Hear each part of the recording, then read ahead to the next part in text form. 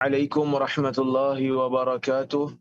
الحمد لله نحمده ونستعينه Doktor? ونستغفره Ni pakai ونعوذ بالله telefon ni. من شرور Baik. أنفسنا Doktor ومن di سيئات luar. أعمالنا من Saya di يهده الله Johor. فلا Baik. مضل له Doktor dah ومن bersedia يضلل sekarang? فلا هادي له.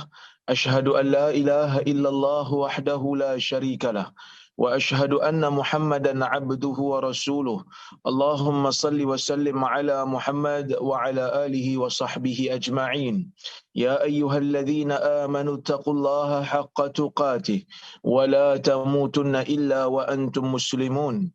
يا أيها الناس اتقوا ربكم الذي خلقكم من نفس واحدة وخلق منها زوجها وبث منهما رجالا كثيرا ونساء واتقوا الله الذي تساءلون به والأرحام إن الله كان عليكم رقيبا. يا أيها الذين آمنوا اتقوا الله وقولوا قولا سديدا يصلح لكم أعمالكم ويغفر لكم ذنوبكم ومن يطع الله ورسوله فقد فاز فوزا عظيما. فإن أصدق الحديث كتاب الله وخير الهدي هدي محمد وشر الأمور محدثاتها وكل محدثة بدعة وكل بدعة ضلالة. أما بعد. Muslimin dan muslimat yang dirahmati oleh Allah Subhanahu wa taala sekalian, alhamdulillah pada pagi ini kita dapat bersama-sama berada dalam talian untuk kita sambung balik buku yang kita baca, iaitu buku yang ditulis oleh Syekh Muhammad Al-Arifi yang bertajuk Nihayatul Alam, iaitu pengakhiran bagi alam ini. Kita nak masuk kepada bab yang berikutnya, iaitu perkara yang ke-12 daripada buku ini, iaitulah syuyu'ul amni war-rakha, iaitu berleluasanya keamanan dan kekayaan. Yang ni merupakan tanda kiamat. Sebab tu dalam kuliah yang lepas telah pun saya ceritakan kepada tuan-tuan dan puan-puan yang dirahmati oleh Allah Subhanahu wa taala sekalian, bahawasanya petanda kiamat ini ada yang baik, petanda kiamat ini ada yang buruk, dan ada petanda kiamat ini yang neutral. Bukan semua petanda kiamat ini buruk belaka. Walaupun kita tidak nafikan, banyak juga tanda-tanda kiamat ini yang berbentuk keburukan. Seperti munculnya Dajjal, seperti munculnya Ya'juj dan Ma'juj, seperti berleluasanya maksiat.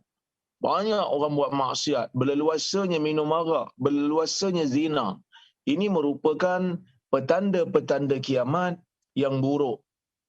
Tetapi di sana ada juga petanda kiamat yang baik. Umpamanya petanda kiamat yang baik ini seperti kemunculan Imam Mahdi, kemunculan Nabi Isa. Ya, dan apa yang kita bincang sekarang ni lah, keamanan itu muncul, kekayaan itu berleluasa ataupun melimpah ruah.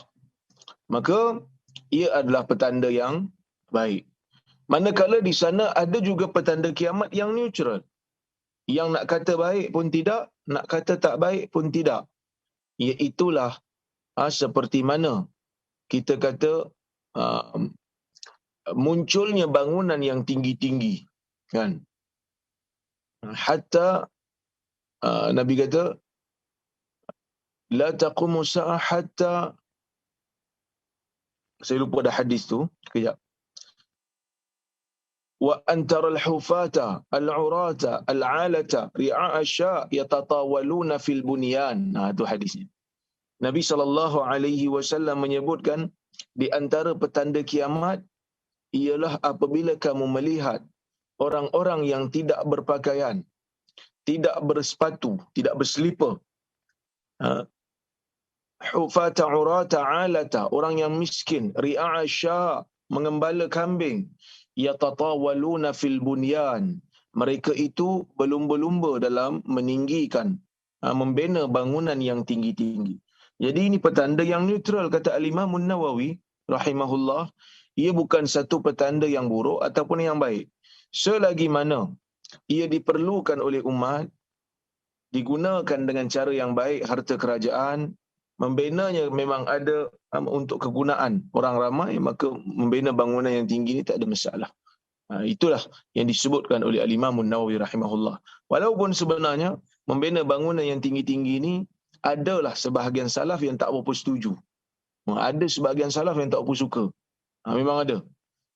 Kerana menurut mereka tak ada keperluan. Ya. Tapi ada pada zaman ini muncul begitu banyak orang yang membina bangunan yang tinggi-tinggi. Bahkan kalau kita tengok dalam hadis Nabi yang saya baca tadi, Nabi menyebutkan sifat orang yang berlumba-lumba meninggikan bangunan ni, sifat yang sangat-sangat spesifik. Orang yang tidak berpakaian lengkap, orang yang tidak berkasut, orang yang miskin, mengembala kambing. Nampak seperti Nabi SAW sedang mengisyaratkan negara Arab yang berada di teluk.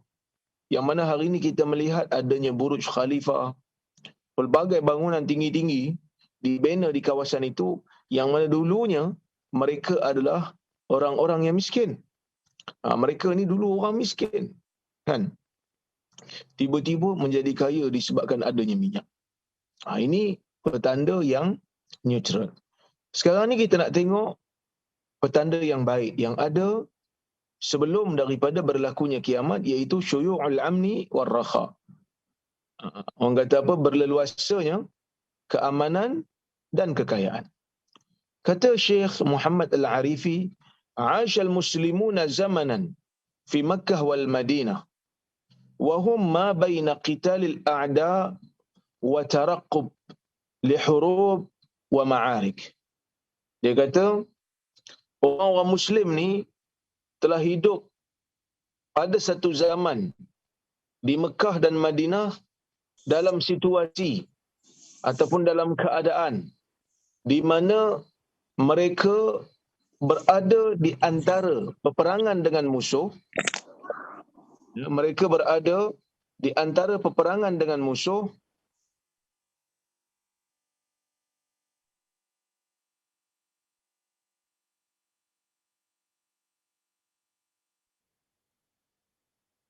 ataupun mereka menunggu, ataupun mereka menunggu-nunggu untuk berlakunya peperangan ataupun pergaduhan. Ini merupakan perkara hakikat yang mana sesiapa yang belajar ilmu sejarah dia akan tahulah. Dia akan tahu benda ni. Ya, baik.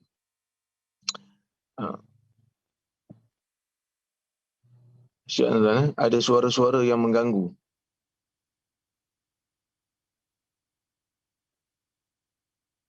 Okey, baik. Kemudian dia kata fa akhbaran Nabi sallallahu alaihi wasallam annahu ma'a taqaddumi as-sinin wa iqtirabi as-sa'ah sayaksuru al-amnu wa ya'ummu ar-rakha. Rasulullah sallallahu alaihi wasallam ataupun Nabi sallallahu alaihi wasallam memberitahu kepada kita bahawasanya dengan peredaran masa dan apabila kiamat itu semakin hampir, keamanan akan menjadi banyak. Keamanan tu akan menjadi banyak, wa ya'ummur rakha, dan kekayaan itu akan tersebar. Yang mana Nabi sallallahu alaihi wasallam bersabda dalam sebuah hadis. Dalam sebuah hadis Nabi sallallahu alaihi wasallam bersabda, ini hadis riwayat Ahmad, la taqumu sa'ah hatta ta'uda ardul arab murujan wa anhara wa hatta yasira ar-rakib bain al-Iraq wa Makkah la yakhafu illa ضلال الطريق حتى يكسر الهرج. قالوا وما الهرج يا رسول الله؟ قال القتل. Okey. Hadis ni tuan-tuan dan puan-puan rahmati Allah sekalian, riwayat Imam Ahmad dengan sanad yang sahih lah. Baik.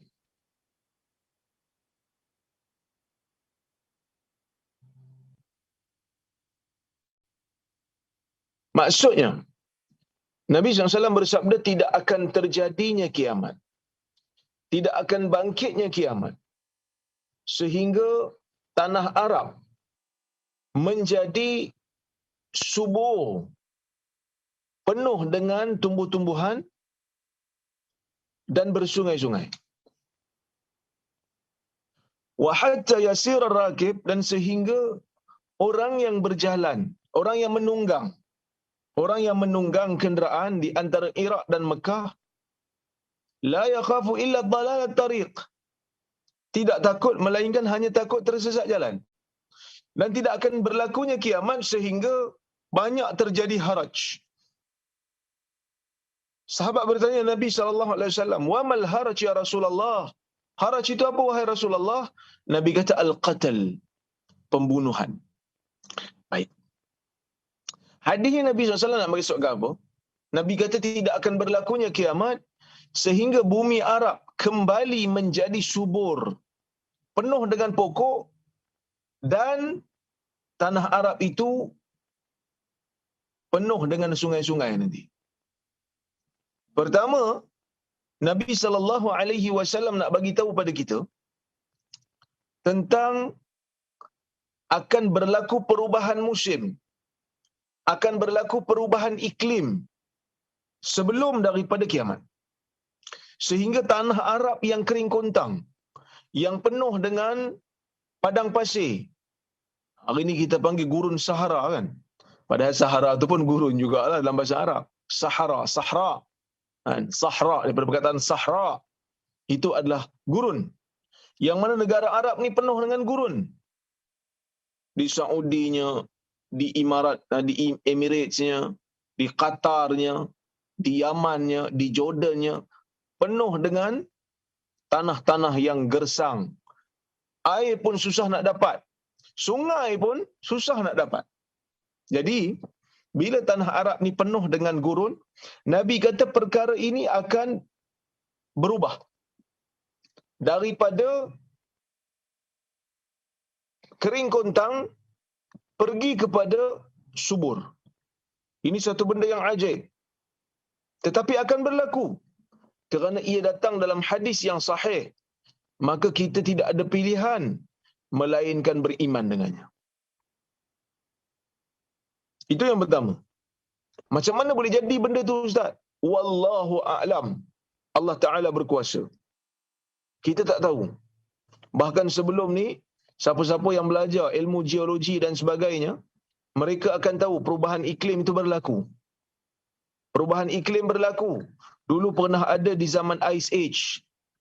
Di zaman Ice Age ni, zaman di mana ais meliputi bumi. Kemudian ais itu mencair dan terjadilah iklim seperti mana kita sekarang. Tapi keadaan itu akan berubah. Yang mana keadaan itu akan menjadikan negara Arab ini subur dan bersungai. Ada air lah maksudnya, kan? Macam mana berlaku kita tak tahu. Tapi akan berubah. Itu yang pertama. Yang keduanya, bila Nabi SAW menggunakan hatta ta'uda, Nabi menggunakan lafaz kembali. Ta'ud, ada ya'udu. Ta'udu, akan kembali menjadi subur dan bersungai-sungai. Maksudnya, Nabi tak kata negara Arab akan tiba-tiba menjadi bersungai ataupun bersubur seperti negara kita hari inilah banyak pokok-pokok. Nabi tak kata akan terjadi. Nabi kata akan kembali. Maksudnya apa akan kembali? Dulu negara Arab ni pernah subur. Dulu negara Arab ni pernah bersungai. Bahkan inilah yang didapati ataupun yang dibuktikan oleh geologis moden, mengatakan bahawasanya negara Arab ni sebelum jadi kontang, ia pernah subur. Disebabkan perubahan iklim, maka berlakulah seperti mana hari ini. Bahkan hadis ni tuan-tuan menunjukkan kepada kita bahawasanya Nabi ini sememangnya lelaki yang diutuskan oleh Allah Azza wa Jalla. Sebab Nabi ini tahu tentang perkara yang tersembunyi. Mana Nabi tahu dulu negara Arab pernah subur dan bersungai-sungai? Melalui wahyu. Allah Ta'ala yang mengutuskan Nabi ni. Maka sebab tu Nabi ni tahu. Itu yang pertama lah. Kemudian Nabi kata yang kedua, sehingga orang yang menunggang, sehingga orang yang berkendaraan yang berjalan di antara Iraq dan juga Mekah. Iraq dengan Mekah ni jauh lah. Jauh sangat. Yang mana dia tak takut melainkan hanya dalalat tariq. Dia tak takut melainkan hanya tersesat jalan. Nabi nak bagi tahu apa ni? Nabi nak bagi tahu di akhir zaman nanti ni keamanan akan berleluasa. Nabi nak bagi tahu keamanan akan berleluasa sehingga orang yang berjalan seorang-seorang diri daripada Mekah sampai ke Iraq, dia tak takut melainkan hanya tersesat jalan. Yang dia takut tersesat. Sebab apa? Sebab sesat ni padang pasir bahaya. Air tak ada, air susah nak cari. Makanan pun susah nak cari sebab dia kontang. Ya? Takut dengan sesat jalan. Dia tak takut dengan apa? Dia tak takut dengan pencuri. Dia tak takut dengan perompak, lanun yang akan mengganggu di tengah-tengah padang pasir. Sebab apa? Sebab kawasan tu kawasan yang tak ada. Kawasan di antara Iraq dan Mekah ni kawasan yang tak ada lagi dah perompak, pencuri, lanun tak ada lagi dah. Sebab zaman tu zaman di mana keamanan berleluasa. Sebab kalau zaman Nabi SAW tu, di antara Iraq dengan Mekah tu kalau bermusafir seorang diri ataupun bermusafir dengan keluarga, berkemungkinan akan dirompak, berkemungkinan akan dicuri harta. Tapi akan sampai satu zaman di mana pencuri pun tak ada lagi dah. Perompak pun tak ada lagi dah. Lanun padang pasir pun dah tak ada. Yang ada cuma takut sesat sahaja. Yang takut cuma sesat sahaja. Baik. Tuan-tuan dan puan rahmati Allah sekalian, wa hatta yakthura al-harj.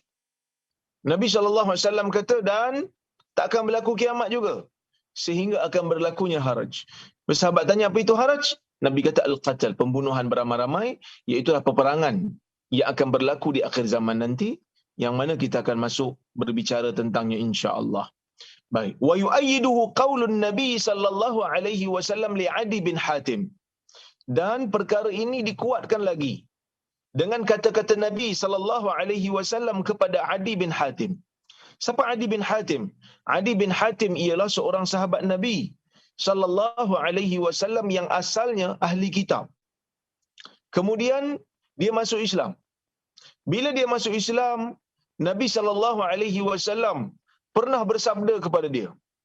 Adi bin Hatim ni terkenal, siapa belajar hadis biasa dengar nama dia. Sehingga bila turun ayat Quran, Allah Subhanahu wa taala mengatakan orang-orang ahli kitab mengambil arbabahum ahbarahum wa rubanahum arbaba min dunillah. Mereka mengambil padri-padri mereka dan pendeta mereka sebagai tuhan-tuhan selain pada Allah. Maka Nabi SAW ditanya oleh Adi bin Hatim, dia kata innahum ma'abaduhum. Orang ahli kitab mana ada pergi sembah padri dan pendeta mereka? Nabi SAW kata, penyembahan mereka itu bermaksud apabila gereja ataupun apabila padri mengharamkan apa yang Allah halalkan, mereka akan ikut padri. Dan apabila padri menghalalkan apa yang Allah haramkan ataupun mengharamkan apa yang Allah halalkan, mereka ikut padri, mereka tak ikut wahyu. Zalika ibadatuhum iyahum. Itulah pengibadatan mereka kepada padri. Tapi Adi ni asalnya memang ahli kitab, kemudian menjadi muslim. Nabi SAW pernah sebut kepada Adi bin Hatim. Nabi kata, ya Adi, hal ra'aital hira? Nabi SAW kata, wahai Adi, pernah tak kamu melihat bandar Hirah? Dekat mana pula Hirah ni tuan-tuan? Hirah ni satu bandar di Iraq yang jauhnya tu 3 amyal, 3 mil daripada orang kata 3 batu lah daripada Kufah. Kufah ni satu bandar dekat Iraq. Baik. Qultu lam araha wa qad umbitu anha. Adi kata aku tak pernah lah tengok bandar Hirah ni. Aku tak pernah pergilah bandar Hirah ni. Tapi aku pernah diberitahu tentang keadaan bandar Hirah. Kata Nabi SAW, fa in talat bika hayah. Nabi kata fa in tala bika hayah latarayanna adh-dha'inah ay al-mar'ah tartahilu min al-hirah hatta tatufa bil Ka'bah la takhafu ahadan illa Allah. Nabi kata, wahai Adi, kalau umur kau panjang, pastinya engkau akan melihat perempuan yang berjalan, yang bermusafir. Kalau kamu umur panjang nanti ni, kamu benar-benar akan melihat satu keadaan di mana orang perempuan bermusafir seorang diri daripada Hirah sampailah dia ni pergi ke Mekah dan bertawaf di Kaabah. Dan waktu dia bermusafir tu, dia tak takut melainkan hanyalah Allah. Hadis riwayat Al-Imam Al-Bukhari. So hadis ni Nabi SAW nak bagi tahu pada kita, di akhir zaman nanti ni orang perempuan musafir seorang diri tengah-tengah padang pasir daripada Hirah pergi ke Mekah. Hirah ni dekat Iraq jauh. Dia berada dekat, orang kata apa, negara Iraq berdekatan dengan Kufah yang dekat-dekat dengan sungai Furat. Dekat-dekat dengan sungai Euphrates. Jadi kawasan tu kawasan yang penuh dengan padang pasir, kawasan yang sunyi. Tapi Nabi kata akan berlaku satu zaman nanti di mana orang yang bermusafir, yakni perempuan, seorang diri je pergi musafir ke Mekah, pergi tawaf di Kaabah. Dan dia tak ada rasa takut. Ya. Dia tak akan ada rasa takut sehinggalah ya, dia hanya takut kepada Allah Subhanahu wa taala. Baik. Kata Syekh lagi, wa sayaksurul mal wa yafid biidnillah wa ya'ummul 'adl makan adh-dhulmi wal jur ala zaman al-Mahdi wa Isa wallahu a'lam. Dia kata akan terdapat harta yang banyak. Harta akan jadi banyak. Wa yafid, dan melimpah. Wa ya'ummul 'adl, kekayaan akan berleluasa, kekayaan akan menjadi dominan. Ya. Makana zulmi wal jur, yang mana keadilan itu akan menggantikan tempat kezaliman dan kejahatan.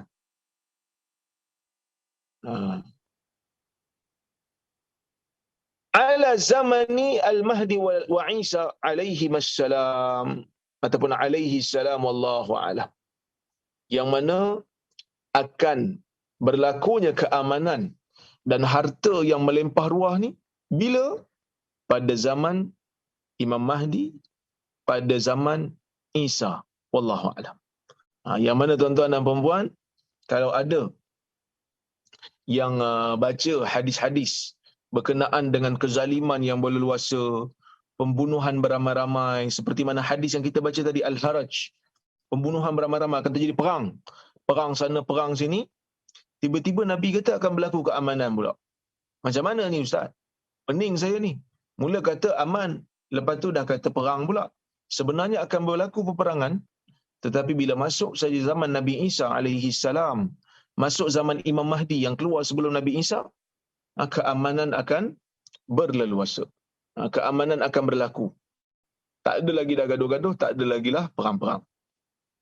Yang mana Nabi Isa dan juga Imam Mahdi nanti ni, Syekh akan hurai panjang bila sampai babnya nanti. Okey, kita masuk kepada perbahasan yang berikutnya, ya, iaitu bab yang ke-13. Baik. Zuhuru narin minal Hijaz. Keluarnya api daripada Hijaz. Keluar api. Okey. Min alamati as-sa'ah allati akhbara anha Rasulullah sallallahu alaihi wasallam. Khuruju narin min ardil Hijaz min jiwaril Madinatil Munawwarah. Salah satu daripada petanda kiamat yang Nabi sallallahu alaihi wasallam khabarkan kepada kita ialah keluarnya api daripada tanah Hijaz. Ya. Yang mana Hijaz ini meliputi kawasan Mekah dan Madinah. Kawasan Mekah dan Madinah, dan dia akan berlaku berhampiran dengan Madinah. Hijaz tu satu kawasan yang merangkumi Mekah dan Madinah. Tapi api ni keluar berhampiran dengan Madinah. وقد نص بعض العلماء والمؤرخين على أن هذه العلامة عام 654 Hijriyah. Dia kata ulama, kata Syekh, ulama telah menyatakan, ulama-ulama dan ahli-ahli sejarah telah menyatakan bahawasanya tanda ni telah pun berlaku pada tahun 654 Hijrah. Dah berlaku dah benda ni, iaitu keluarnya api berdekatan dengan Madinah. Ya. Al-Hafiz qala Al-Hafiz Ibn Katsir mutahaddisan anha. Al-Hafiz Ibn Katsir berkata ketika menceritakan berkenaan dengan keluarnya api ni, dia bercerita tentangnya, dia kata kana zuhurun nar min ardil Hijaz wallati adaat laha a'naqul ibli bi Busra kama nataqa al-hadis. Kata Ibn Katsir, kana zuhurun nar, berlakunya api keluar daripada tanah Hijaz. Api keluar daripada tanah Hijaz yang berlaku pada waktu gelap, pada waktu malam, yang mana cahaya api itu sehingga menerangi leher-leher unta di Busra. Dia berlaku dekat Madinah. Tengkuk unta dekat Busra boleh nampak. Begitu kuatnya api itu keluar sehingga unta dekat Busra pun boleh terlihat disebabkan cahaya api itu. Faqad qala Rasulullah SAW, la taqumu sa'ah hatta takhruja nar min ardil Hijaz tudhi'u laha a'naqal ibil bi Busra. Tidak akan berlakunya kiamat sehingga keluarnya api daripada tanah Hijaz yang akan menerangi. Tudhi'u laha a'naqul ibil bi Busra. Yang mana tengkuk-tengkuk di Busra, ya, akan diterangi oleh cahaya tu. Tudhi'u laha a'naqal ibil bi Busra. Baik. Wa qila inna an-nar baqiyat 3 ashhurin wa kanat nisa'ul Madinah yaghsilna 'ala dawiha. Yang mana dikatakan kata sebahagian ulama, ya, menurut Ibn Katsir ni, dikatakan api ni yang keluar daripada bumi Hijaz ni kekal menerangi kawasan tanah Arab itu selama 3 bulan. 3 bulan. Api itu keluar. Ya. Dan wa kanat nisa'ul Madinah yaghsilna 'ala dhawiha. Dan punya terangnya api itu, cahaya api itu, sehingga dulu perempuan-perempuan di Madinah siap boleh jahit baju lagi menggunakan cahaya api itu pada waktu malam. So api ni memang besar lah, kan? Dia keluar daripada gunung berapi lah. Ya. Baik. Abu Syamah, seorang ulama juga, yang meninggal pada tahun menceritakan peristiwa yang berlaku pada tahun 654 Hijrah tu, dia kata, lamma kanat lailatul arbi'a Jumadal Akhirah, dia kata bila berlaku pada waktu malam, ya, 3 Jumadal Akhirah, ya, pada tahun 654 Hijrah, berlakunya di Madinah ini, terzahirnya di Madinah ini dawiyun azim. Berlaku satu bunyi yang besar di Madinah. Ya. Dawi ini macam bunyi dengung yang kuat. Ya, satu letupan lah tu. Summa zalzalah. Kemudian berlaku gempa bumi. Rajafat minhal ard wal hitan. Yang menggoncangkan, yang menggegarkan bumi, dinding. Menggegarkan bumi dan dinding-dinding. Kemudian kata Syekh lagi, wasuquf wal akhshab, dan juga menggegarkan bumbung rumah, atap-atap ni. Wal akhshab, tiang-tiang. Ya. Wal abwab, dan pintu-pintu. Sa'ah ba'da sa'ah. 1 jam demi 1 jam. Berterusan. Ila yaumil Jum'ah minasyahril madhkur. Sehingga pada hari Jumaat pada bulan tersebut, iaitu pada bulan Jumadal Akhirah. Okay. Kemudian munculnya api. Dia kata, "Summan zaharat narun 'azimah fil Harrah." Kemudian munculnya api yang besar di Harrah, iaitu satu tempat di Madinah yang berbatu hitam, yang berdekatan dengan kawasan Bani Quraidah. Dia kata, "Nabsuruha min daurina min dakhilil Madinah." Yang mana api itu kami boleh tengok daripada rumah kami. Walaupun pada waktu itu kami berada dalam kawasan Madinah. Api itu dekat Harrah. Jauh sikit, dekat kawasan berbatu hitam. Api itu dilihat, walaupun daripada orang dalam Madinah. Ya. Kemudian Syekh bagi tahu, dia kata, seolah-olah sungai-sungai daripada api yang besar mengalir seperti air ke Wadi Syaza dan memercikkan bunga api. Yang mana bunga api itu,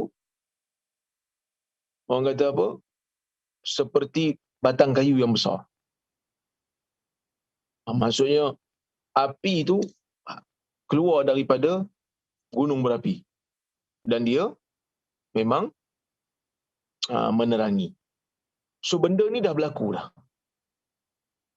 Ya. Benda ni dah berlaku pada tahun 654 Hijrah.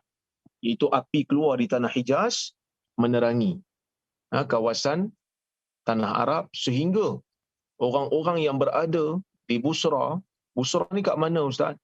Busra ni adalah satu kawasan sempadan di antara Jordan dan Syria pada hari ini. Jauh jugalah. Jauh Jordan ni, jauh Busra ni daripada tanah Hijaz ataupun tanah Madinah.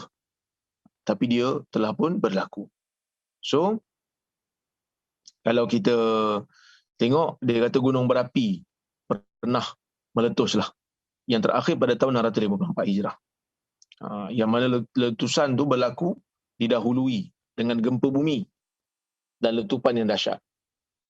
Kalau kita baca sumber-sumber sejarah, yang mana mereka mengatakan gunung berapi ni, dia punya letusan dia tu berlarutan selama 52 hari. Dan laharnya tu, orang kata apa, lava kan, lava gunung berapi tu, dia bergerak sejauh 23 kilometer. Jadi letupan ni besarlah. Letupan ni besar, sebab itu Nabi SAW mengatakan cahayanya sehingga orang waktu malam, perempuan-perempuan di Madinah boleh jahit baju. Jahit baju kan dengan jarum ni perlu cahaya, tak mana nak nampak kita nak jahit macam mana. Tapi oleh kerana lava itu terang sangat dia punya keadaan, maka mereka boleh menggunakan cahaya tu untuk menjahit baju. Ya. Okey, itu tanda yang telah pun berlaku pada tahun 654. So tanda ni dah berlalu lah. Ya, baik. Kita pergi kepada bab yang ke-14, iaitu Qitalut Turk. Berperang dengan bangsa Turki. Okey. Taqaddam anna min alamati as-sa'ah. Telah berlalu bahawasanya di antara tanda-tanda kiamat, hurubun wa ma'ariku. Akhbara an-nabi sallallahu alaihi wasallam annaha taqa'u bainal muslimin wa ghairihim. Nabi dah bagi tahu dah. Sebelum ni kita dah baca dah hadis-hadis yang Nabi dah bagi tahu dah. Sebelum daripada kiamat akan berlaku peperangan, akan berlaku pergaduhan yang berlangsung di antara muslimin, di antara orang Islam dan orang selain daripada Islam. Akan berlaku pertempuran. Wa min dhalika wuqu'u ma'rakatin bainal muslimin wa Turk. Dan di antara perkara yang Nabi sallallahu alaihi wasallam bagi tahu pada kita ialah peperangan yang akan berlaku. Di zaman Nabi itu Nabi kata akan berlaku satu peperangan di antara orang Islam dan juga bangsa Turki. Yang mana Syekh Muhammad Al-Arifi dia kata Turki ini ada 22 kabilah. Dia ada 22 kabilah. Dinamakan Turki ini Turki ya kerana mereka ini meninggalkan kawasan yang Zulkarnain bina untuk apa? Untuk tutup mereka. Dia tertinggal lah, dia tak masuk. Okey. Apa Nabi SAW sebut tentang bangsa ini? Dia kata Syekh, وَقَدْ حَصَلَ ذَلِكَ الْقِتَالِ فِي عَصْرِ الصَّحَابَةِ فِي أَوَّلِ خِلَافَةِ بَنِي أُمَيَّةَ وَهَزَمُوا التُّرْكَ وَغَنَمُوا مِنْهُمْ. Dan telah pun berlaku peperangan di antara kita dengan bangsa Turki ini, ya, pada zaman Bani Umayyah, pada zaman sahabat lagi, iaitu pada awal-awal khilafah Bani Umayyah, pemerintahan Bani Umayyah. Wa hazamul Turk wa ghanamu minhum, dan para sahabat Bani Umayyah, kerajaan Bani Umayyah telah menewaskan bangsa Turki ini dan mereka mengambil rampasan perang daripada mereka. Okey. Fa'an Abi Hurairah radhiyallahu anhu anna Rasulullah sallallahu alaihi wasallam qala la taqumu sa'a hatta tuqatilu Turk sigharul a'yun humrul wujuh zalful unuf ka'anna wujuhahum min mijan al-mutraqah wala taqum mutraqah wala taqumu sa'a hatta tuqatilu qauman ni'aluhum asy-sya'ar, yang bermaksud tidak akan berlakunya kiamat sehingga kamu akan memerangi bangsa Turki yang mana matanya kecil, mukanya merah, hidungnya tu, batang hidung dia tu tenggelam, maksud hidungnya lepeh, dan seolah-olah muka mereka tu perisai yang ditempa, yang kembung, yang tebal. Dan kiamat tidak akan berlaku sehingga kamu berperang dengan kaum yang kasut mereka diperbuat daripada bulu. So Nabi SAW bagi tahu tentang satu kaum yang dinamakan Turk. Cuma ulama berbeza. Bukanlah berbeza pendapat. Yang mana kita kalau tengok Nabi sebut Turki, tapi sebenarnya kita duk bayang Turki ni macam orang putih kan? Tapi sebenarnya Turki ni ada 22 kabilah. Dan di antara Turki ni kita kata Turkistan. Yang mana kalau tuan-tuan tengok muka orang-orang Mongol, tuan-tuan akan dapati hadis Nabi ni selari dengan apa yang ada pada ciri-ciri orang Mongol, orang Tatar, iaitu mata mereka itu sepet, hidung mereka itu penyek, dia punya batang hidung tenggelam, dan pipi mereka kembung. Yang mana benda ni telah pun berlaku. Peperangan ini telah pun berlaku seperti mana yang disebutkan oleh Nabi SAW, iaitu berlaku pada tahun 656 Hijrah. Yang mana kata Syekh, wal muradu bihim wallahu alam at-tatar al-mughul alladhina ijtahu al-bilad al-islamiyah am 656 Hijriyah wastafaku ad-dima lakinnahum akhiran dakhalu fil Islam. Bangsa Tatar dan bangsa Mongol yang memerangi kerajaan Islam, merosakkan tamadun-tamadun Islam yang berada di Baghdad, menguasai kawasan yang kita panggil kawasan Syam. Mereka ini menjajah, merosakkan, membunuh, menumpahkan darah. Itulah bangsa Mughal dan juga bangsa Tatar. Mereka ini ganas, telah pun berlaku. Tapi yang menariknya, akhirnya orang-orang Tatar ni masuk Islam disebabkan dakwah lah. Ya, baik. Jadi benda ni telah pun berlaku. Ini merupakan peristiwa yang menyedihkan lah. Disebutkan dalam kitab-kitab sejarah, peperangan ni bila berlaku, golongan Tatar ni dia tak ada keilmuan yang tinggi, dia cuma ganas je. Sehingga buku-buku, ya, orang-orang Islam pada masa tu dibuang. Buku-buku dibuang dalam sungai di Baghdad, sehingga sungai itu menjadi hitam disebabkan dakwat karya-karya orang Islam yang ditulis. Begitulah peritnya sejarah umat Islam dibunuh. Tuan-tuan, kalau kita tengok dalam sejarah Islam bila buka mana-mana kota, mereka tak bunuh melainkan hanya orang yang berperang dengan mereka. Mereka tak bunuh anak-anak perempuan, anak-anak lelaki yang kecil. Mereka tak bunuh pendeta-pendeta yang berada di biara, kerana mereka ini bukan golongan yang berperang. Mereka bukan golongan yang berperang, tak ganggu. Bahkan kalau kita tengok dalam peristiwa Umar membuka Sawadul Iraq, membuka kebun-kebun di Iraq. Kebun-kebun itu Umar kembalikan kepada orang Iraq balik. Dia tak rampas. Tapi mana-mana kawasan yang dirampas daripada orang Islam, biasanya orang Islam akan disiksa. Yang paling dekat dengan kita hari ini ialah apa yang berlaku di Palestin. Kan? Tanah mereka dirampas. Keluarga mereka dibunuh. Harta mereka ditarik daripada mereka. Jadi sejarah membuktikan bahawasanya orang Islam apabila membuka mana-mana negara, mereka tidak menyeksa orang-orang yang tak berperang dengan mereka. Sebaliknya, mereka layan orang-orang yang bukan Islam ni dengan baik. Ini pernah ditunjukkan oleh Umar, oleh Salahuddin Al-Ayyubi ketika mana kedua-duanya membebaskan Baitul Maqdis. Orang Kristian, orang Yahudi dan orang Islam boleh hidup aman damai di Baitul Maqdis. Tapi bila orang-orang Yahudi menguasai Baitul Maqdis, kita melihat bagaimana pergaduhan, penindasan berlaku terhadap orang Islam.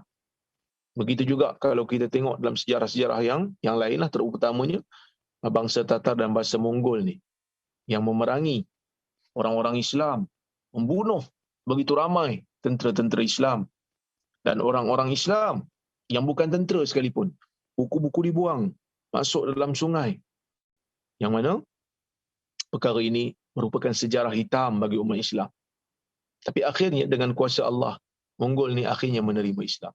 Baik, kita tengok bab yang ke-15, ya, iaitu zuhuru rijalin zalamah yadribuna an-nasa bisiyat.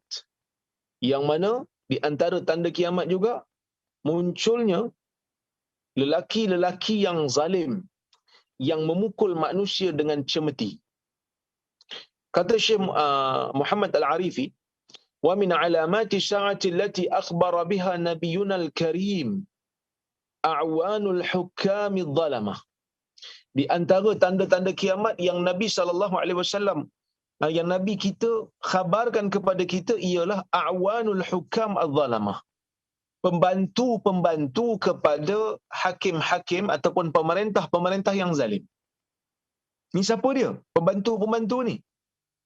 Penjilat-penjilat tegar kerajaan yang zalim. Dia orang ni penta'assub. Pemerintah zalim, jelas kezaliman, kerana nakkan kedudukan, nakkan kesenangan, mereka jadi pembantu kepada hukam adh-dhalamah, pemimpin yang zalim. Alladzina yajliduna an-nasa bis-siyat allati tushbih adhnab al-baqar. Yang mana kerja mereka ini merotan manusia dengan cemeti yang sama seperti ekor lembu. Minas siyati bi anwa'iha al-jildiyah wal kahrabaiyah wal matatiyah wa aghsani syajar wa ghairiha. Dan di antara cemeti yang ada, ya, ada macam-macam jenis. Ada yang berbuat pada kulit, Ya, ada yang dibuat daripada elektrik, ada yang daripada getah, ada yang dibuat daripada dahan pokok dan selainnya lah. Okey, mana hadisnya? Fa'an Abi Umamah anna Rasulullah sallallahu alaihi wasallam qaal yakunu akhiruz zaman rijalun ma'ahum siyat ka'adnabil baqar yaghduna fi sakhatillah wa yaruhuna fi ghadabih. Hadis riwayat Ahmad. Yang mana Nabi SAW kata akan berlaku di akhir zaman, yakunu akhir zaman, akan berlaku pada akhir zaman, rijalun ma'ahum siyat, akan muncul lelaki-lelaki yang bersama dengan mereka ini cemeti, ka'adnabil baqar, yang mana cemeti mereka itu seperti, bentuknya seperti ekor lembu, yang mana mereka keluar pada waktu pagi dalam kemurkaan kepada Allah, dan mereka akan balik pada waktu petang juga dalam kemurkaan Allah. Sebab apa Allah Ta'ala murka pada mereka? Sebab mereka melakukan kezaliman. Yang mana Islam ini telah mengharamkan kezaliman untuk dilakukan oleh siapa saja. Sebab itu Allah Ta'ala kata dalam sebuah hadis, Rasulullah sallallahu alaihi wasallam meriwayatkan daripada Allah dalam sebuah hadis qudsi, yang mana Nabi SAW kata, yang mana Allah Ta'ala kata, ya ibadi inni haramtu zulma ala nafsi wa ja'altuhu bainakum muharrama fala tadhalamu. Wahai hamba-hambaku, aku telah mengharamkan kezaliman ke atas diriku. Wa ja'altuhu bainakum muharrama, dan aku menjadikan kezaliman itu sesama kamu sebagai perkara yang haram. Fala tadhalamu, jangan kamu saling zalim menzalimi. So kalau kita tengok dalam hadis ni, Allah Ta'ala kata Allah Ta'ala haramkan kezaliman pada diri dia, dan Allah Ta'ala mengharamkan kezaliman itu untuk kita lakukan sesama kita. Cuma ulama' berbeza pendapat lah, zalim ni makna apa? Ada yang kata zalim bermaksud sesuatu yang menyebabkan perkara ataupun satu benda diletakkan bukan di tempatnya. Itu zalim, dia kata. Meletakkan satu benda bukan di tempatnya. Ada juga yang kata zalim ni makna melampaui batas. Ada juga yang kata zalim ini bermakna menggunakan hak orang lain tanpa izin. Jadi Allah Ta'ala kata dia haramkan zalim ni berlaku atas diri dia, dan dia jadikan zalim ini haram sesama kita. Sebab kadang-kadang buat zalim ni, biasanya kezaliman berlaku daripada orang yang berkuasa. Kezaliman berlaku daripada orang yang berkuasa. Orang tu dia ada kemampuan, dia ada kekuatan, dia ada sokongan, jadi dia buat zalim kat orang. Syok buat zalim dalam dunia ni. Kalau ada kuasa, kalau ada pengaruh yang besar, syok. Tapi dia punya kesan dan akibat dia, Nabi SAW dah beritahu dah. Yaghduna fi saqatillah. Orang-orang yang, bukan kata orang yang zalim ya, orang yang bantu orang zalim. Orang zalim tu satu hal lah, berdosa dah. Yang bantu pun satu hal. Yang tolong mengerjakan benda-benda zalim ni. Pukul orang, rotan orang tanpa sebab, tanpa alasan yang syar'i, ia adalah satu dosa. Allah Ta'ala murka. Okey. Hadis lain Syekh bawa, dia kata wa an Abi Hurairah radhiyallahu anhu anna Rasulullah SAW qaal sinfani ummati lam arahuma qaumun ma'ahum siyat ka'adnabil baqar yadribuna bihan nas. Hadis riwayat Muslim. Hadis ni panjang lagi, tapi dia bawa sebahagian je. Daripada Abi Hurairah radhiyallahu anhu, yang mana Rasulullah sallallahu alaihi wasallam bersabda, ada dua golongan daripada kalangan umat aku yang aku tidak lagi melihat, aku belum pernah melihat mereka berdua. Aku belum pernah melihat dua kaum ni lagi, tapi akan muncul daripada kalangan umat aku, iaitu qaumun ma'ahum siyat ka'adnabil baqar yadribuna bihan nas. Satu kaum yang bersama dengan mereka itu cemeti, bentuknya seperti ekor lembu, dan mereka memukul manusia dengannya. Pukul manusia dengan apa ni, cemeti. Okey. Nabi SAW bila sebut umat aku, dua golongan daripada umat aku yang aku tak pernah tengok, maksudnya dia akan berlaku di akhir zaman. Dia akan berlaku di akhir zaman, dia akan berlaku dekat-dekat nak kiamat. Yang mana Nabi SAW kata daripada kalangan umat aku. Maksud kezaliman ni bukan hanya dilakukan oleh orang kafir, tetapi ia juga dilakukan oleh umat Nabi Muhammad sallallahu alaihi wasallam. Sebab tu di akhir zaman ni tuan-tuan, kita kena check betul-betul. Kan? Takut-takut kita ni termasuk dalam kalangan pembantu orang-orang zalim. Orang tu dah zalim dah. Kan? Dah buat kemungkaran kepada rakyat. Buat kerosakan kepada rakyat. Kita pergi bantu dia pula. Ini benda yang bahaya. Ini benda yang sangat-sangat bahaya. Baik. Maka sebab itu, Nabi memberikan amaran dan ancaman. Jangan dok buat benda ni, kerana siapa yang buat akan berhadapan dengan kemurkaan Allah. Saya bawa hadis yang ketiga. Wa an Abi Hurairah radhiyallahu anhu anna Rasulullah sallallahu qala in talat bika muddah aw shakat an tara qauman yaghduna fi sakhatillah wa yaruhuna fi la'natihi fi aydihim mislu aznabil baqar. Hadis riwayat Muslim. Nabi pernah bersabda kepada Abu Hurairah. Kata Nabi sallallahu alaihi wasallam, ya, jika nyawamu panjang, jika umur kamu panjang, hampir-hampir kamu akan melihat satu kaum yang mana mereka ini keluar pagi dalam kemurkaan kepada Allah dan balik petang pun balik dengan laknat kepada Allah. Yang mana di tangan mereka ni ada cemeti seperti ekor-ekor lembu. Jadi banyak hadis yang Nabi SAW peringatkan kepada kita tentang kemunculan golongan ni. Mungkin ada yang tanya, kenapa golongan ni muncul Ustaz? Duk pukul orang ni. Kita kata kerana kepentingan dunia. Sanggup menjadi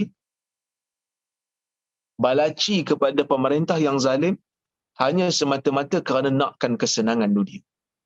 Dan benda ni berlaku. Akan berlaku. Bahkan kalau kita tengok, ada je. Kita kata apa? Pengikut, pembantu kepada pemerintah yang zalim ni. Memang ada. Telah pun berlaku di zaman. Okey? Baik. Wa hadzal hadis wa illam yakun fihi tasrih bi annahum yadribuna an-nas illa anna wad'ahum bis-sakht wal la'nah qad yushiru ila kasrati i'tidaihim wa zulmihim.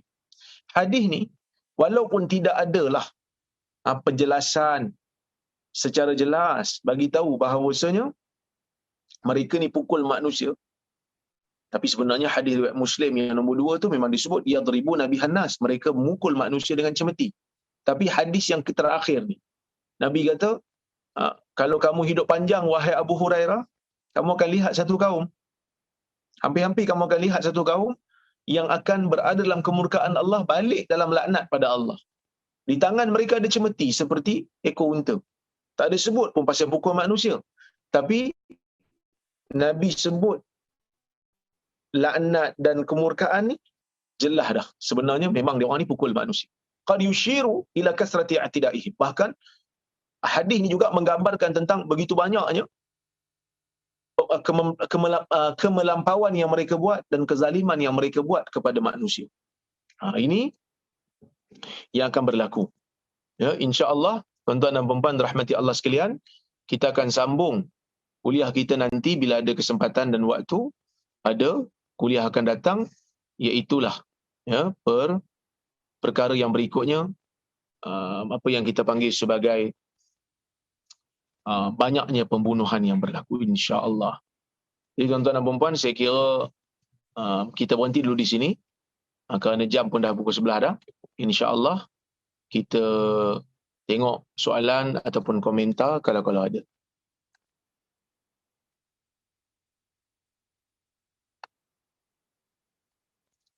Assalamualaikum. Waalaikumsalam. Bagaimana kita menggabungkan keadaan keamanan dan banyaknya pembunuhan seperti peperangan kalau ada yang mengatakan ini adalah percanggahan dalam dalil hadis akhir zaman? Syukran. Sebenarnya tidak ada percanggahan kerana akhir zaman ni dia menceritakan kronologi yang banyak. Akan berlaku peperangan dulu, akan berlaku banyak pembunuhan dulu. Pada zaman di mana kerosakan berlaku, maksiat berleluasa. Pembunuhan demi pembunuhan yang berlaku banyak ni disebabkan maksiat yang berleluasa. Kerana bila maksiat ni dia mengundang kemurkaan. Bukan hanya kemurkaan Allah, dia mengundang kemurkaan manusia sama manusia. Kan bila zina terlalu banyak, keluarga akan rosak, lama-lama akan berlaku kerosakan dan akhirnya akan berlaku pembunuhan. Ya. Tetapi bila keamanan itu diceritakan oleh Nabi SAW, keamanan itu bermaksud keamanan yang akan berlaku pada zaman Imam Mahdi dan Nabi Isa. Okey, dia kata syukran, soalan telah terjawab. Okey, terima kasih. Saya pun dah jawab lagi sekali dah. Ya, baik. Assalamualaikum. Seorang wanita berjalan daripada Al-Hirah, bertawaf di Kaabah bermaksud wanita boleh berumrah atau menunaikan haji berseorangan. Mengapa sekarang perlu ada muhrim? Bukan muhrim, ya, mahram. Adakah ini keperluan kerajaan dan bukan agama? Soalan ni bagus. Dia kata, Nabi SAW kata, ada seorang perempuan keluar, bermusafir seorang diri, sehingga bertawaf di Mekah. Seorang diri, tak takut, melainkan takut pada Allah lah. Kan? Keamanan telah berlaku. Jadi kenapa hari ini bila nak buat umrah, kena ada mahram pula? Okey, dalam isu ni ulama' berbeza pendapat. Kerana di sana ada hadis lain, yang mana Nabi SAW tidak membenarkan orang perempuan bermusafir tanpa mahram dalam permusafiran sehari semalam. Kalau dia nak berjalan jarak dia sehari semalam, dia mesti ada mahram. Jadi ulama' berbeza pendapat dengan untuk menggabungkan dua hadis ni. Ada sebagai ulama' seperti ulama' Saudi, mereka menganggap yang dimaksudkan oleh Nabi mesti ada mahram supaya dia selamat. Tapi hadis akhir zaman tu hanya cerita. Dia bukan nak kata benda tu boleh. Tetapi Dr. Yusuf Al-Qaradawi, ya, mengatakan hadis yang kita baca ni, akhir zaman perempuan akan bermusafir seorang diri tak takut melainkan takut pada Allah ni, itu menjadi bukti bahawasanya akan berlaku. Sebab Nabi bercerita tu dalam keadaan Nabi berbangga dengan keamanan. Jadi memang isu ni isu khilafiyah. Oleh kerana kerajaan Saudi berpegang dengan pendapat ulama' yang tak membenarkan perempuan bermusafir melainkan dengan mahramnya ataupun suaminya, maka sebab itu disyaratkan.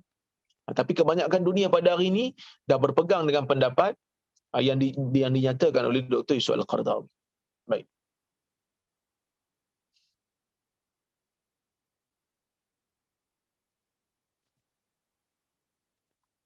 Assalamualaikum. Adakah boleh dikaitkan peperangan yang berlaku ni dengan peperangan di antara orang Islam dengan selain dari bangsa Turki seperti apa yang berlaku pada zaman ini? Okey, yang kita bincang tadi ni peperangan yang berlaku dengan bangsa Turkistan. Ya, Mongol dan Tatar tu telah berlaku. Tetapi adakah akan berlaku peperangan yang lain? Ya, akan berlaku peperangan yang lain. Kita akan jumpa dalam buku ni nanti hadis di mana peperangan akan berlaku. Di antara kita dengan Yahudi, di antara orang Islam dengan bangsa-bangsa lain yang menjadi musuh kita. Bahkan kita akan ada perjanjian lagi dengan bangsa Rom. Satu salihun Rom contohnya. Ini benda-benda yang kita akan jumpa insya-Allah. Sebab buku ni pun baru lagi ni. Kita baru muka surat 63 daripada 380. So ada banyak lagi tanda-tanda kiamat yang kita akan bincang. Assalamualaikum Dr. Waalaikumsalam. So maknanya perempuan tak boleh travel pergi umrah without mahram langsung atau boleh je ikut travel agent yang ada group? Okey. Saya sebut tadi ni, isu ni memang isu khilaf di antara ulama. Kerajaan Saudi mewajibkan adanya mahram. Dululah, sekarang yang terbaru saya tak pasti kalau ada keputusan terbaru ataupun pegangan terbaru, sebab Saudi ni pun dah banyak perubahan. Kan dengan adanya Muhammad bin Salman ni banyak perubahan berlaku yang kita pun takut kalau tengok negara Saudi ni. Tapi dulu memang perlu ada mahram ataupun suami. Kerana mereka berpegang kepada pendapat perempuan tak boleh musafir sehari semalam, jarak sehari semalam melainkan adanya mahram. Baik. Assalamualaikum Dr. Waalaikumsalam. Macam mana zalim pada suami sehingga kan segala ilmu syirik digunakan ke atas suami? Sehingga lahirnya anak luar nikah bukan daripada suami. Zalimnya tak terkira sehingga ibu bapanya bukan keutamaan. Zalim macam tu. Yang tahu cerita-cerita si isteri ni nak buat apa, doktor? Okey, pertama sekali, syirik ni dosa besar. Bahkan sebagian ulama mengatakan siapa yang terlibat dengan syirik, tertangkap, boleh dihukum bunuh. Kerana syirik ni memang, sihir. Sihir memang bahaya. Benda haram, dosa besar. Apatah lagi kalau sihir itu dibuat pada suami. Patutnya isteri kena hormat suami, dia pergi sihir pula suami dia. Lagilah berdosa besar. Kemudian lahirnya anak luar nikah. Oh, ini dah dikira kalau boleh sabit hukum, boleh kena rejam ni. Ya, boleh kena rejam. Orang yang tahu perlu untuk nasihat si isteri ni supaya taubat kepada Allah Subhanahu Wa Taala. Ya. Suami yang tahu, kalau tahu isteri dia buat macam ni, suami dia perlu halang, kalau tidak perlu diceraikanlah isteri tu kerana akhlaknya tak baik, takut-takut suami akan menjadi dayus. Tapi kalau dinasihat elok, ya, dinasihat terus jadi baik, maka tak mengapa. Baik, salam doktor. Tanda-tanda telah disebut oleh Nabi SAW. Adakah kita perlu berusaha hentikannya? Ada tanda-tanda yang kita tak mampu nak ubah. Contohnya macam matahari naik pada barat, tak mampu. Dajjal keluar, tak mampu nak ubah. Tapi kita hanya boleh larikan diri. Ada tanda-tanda yang memang kita kena usaha untuk hentikan, macam maksiat berleluasa, peperangan, pembunuhan beramai-ramai. Kita usaha untuk dakwah supaya mereka meninggalkannya. Ada tanda-tanda yang baik yang kita tak perlu hentikan pun. Contohnya macam keamanan berleluasa, kekayaan berleluasa, ini benda yang baik untuk orang Islam. Wallahu ta'ala a'lamu bis-shawab. Ada satu lagi. Salam doktor, Waalaikumsalam. Bagaimana wanita yang outstation atau urusan kerja sampai ke luar negara tapi dengan izin suami? Adakah dibolehkan? Sama, kembali kepada isu pendapat ulama' tadi. Dr. Yusuf Al-Qardawi mengatakan dibenarkan orang perempuan bermusafir seorang diri, bukan perjalanan maksiat, perjalanan yang halal, dengan syarat aman tariq. Dengan syarat perjalanan itu selamat.